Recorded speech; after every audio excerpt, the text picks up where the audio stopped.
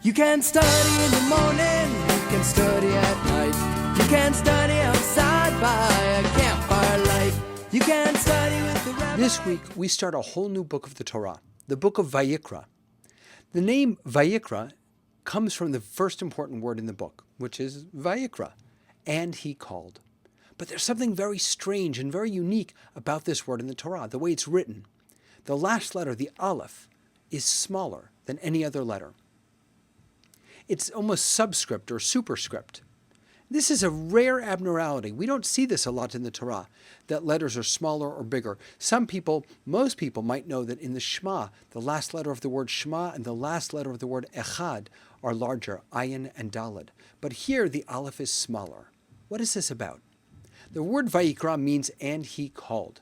It's talking about God calling Moses. With that small Aleph, you might actually think that you shouldn't pronounce that Aleph at the end, and that it would be instead Vayikar. Vayikar is a word that we see somewhere else in the Torah, in the story of God calling out to Bilam in the book of Numbers. Bilam was the prophet who Balak, the king of Moab, hired to curse the Jews. It says that God happened upon Bilam, Vayikar. There are similar meanings. God called, God happened upon. So why the difference? Why is that little Aleph there? What is it supposed to teach us?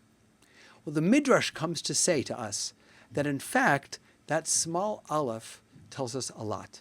The word Vayikra, with that small Aleph, implies a loving relationship. Like elsewhere in the Bible, in the book of Isaiah, chapter 6, the angels are calling to one another, and that word Vayikra is used. The word Vayikar implies an accident or spiritual impurity. Something's wrong. So what are we supposed to make of this little Aleph? Well, for me, it's something that I've always wanted to be. Just a little Aleph. A loving person, but a person, despite my smallness, that can make a huge difference in the meaning of our world. If I could just be a small Aleph, if I could change the entire meaning of a word, perhaps change the entire world. Imagine what our Torah would be like without that small Aleph. For generations, teachers in Cheder, in traditional Jewish schools, have used this little Aleph as a symbol of the power, of the hope that children have. They put a small drop of honey on that letter, on the word Vayikra, teaching children how beautiful and how sweet it is to learn Torah, but also perhaps showing them that they can be that Aleph.